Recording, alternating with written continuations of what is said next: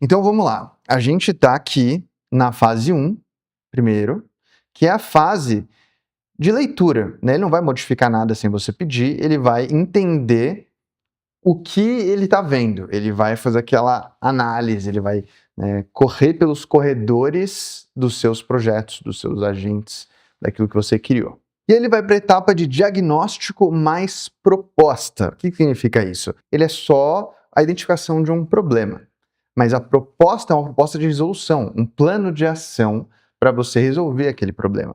É tipo você ir no médico e ele diagnosticar uma doença sem te dar o remédio, sem te passar uma receita do que você tem que comprar ou do que você tem que fazer para resolver esse problema. Então, ele vai aqui diagnosticar a doença e ele vai te dar uma proposta, né, vai formular uma hipótese e criar um plano sobre como resolver o problema que ele identificou. Essa etapa aqui, ela é assim, de lei, tá? Isso aqui você deve fazer independentemente do /doctor. Sobrecarregar o seu Claude.md é o que você pode fazer de pior para o seu contexto, para os seus tokens, para a sua eficiência.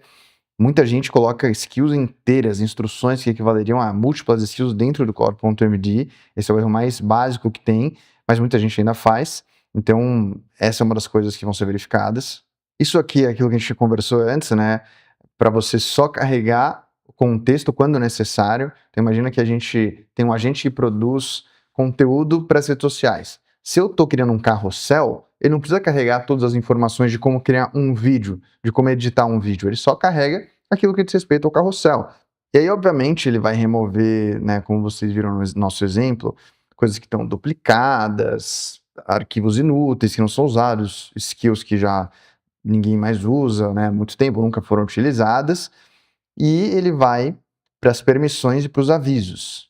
E ele vai para a fase do relatório, que é a fase em que ele apresenta a proposta de modificação, né? Um diagnóstico com aquilo que ele quer editar. E aí ele vai dar opções, provavelmente. Aí você pode escolher limpar tudo, você pode aprovar cada edição, né, uma por vez, você pode reprovar todas, pode reprovar algumas e aprovar outras.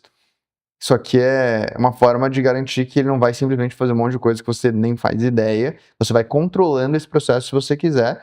E você pode, na medida que você confia mais no que ele vai fazendo, você já aplicou isso em vários agentes, repositórios, né, você pode ao longo do tempo ir falando para ele limpar tudo, mas vai depender um pouco, né, do que você está construindo e do nível de rigor que você quer ter com os seus projetos. Depois de você aprovar as modificações, você pode aprovar algumas, né, e reprovar outras, ele vai aplicar aquilo que você aprovou, ele vai implementar, e aí ele vai passar por uma série de modificações que vão depender muito do seu contexto, do que você aprovou ou não e do que você precisava.